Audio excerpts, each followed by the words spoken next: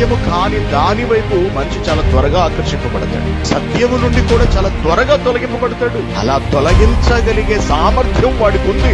ఎవరికి? అపవాదికి, దుష్టుడికి ఉంది. వాడికి ఉంది. వాడు మోసగిస్తాడు చాలా తెలుగు. ఎంత మోసగించకపోతే ఇన్ని వందల కోట్ల మంది ఈ బౌద్ధుల వెనకెళ్ళిపోతున్నారు. వాడు ఎంత మోసగించకపోతే జరుగుతుంది. ఆ మోసానికి మీరేమైనా అతీతులు అనుకుంటున్నారా? కాదు, మీరు అతీతులు కాదు.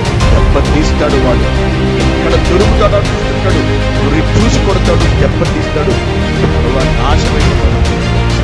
అందుకే ఏమి వింటున్నారో జాగ్రత్త, ఏమి బోధింపబడుతుందో జాగ్రత్త.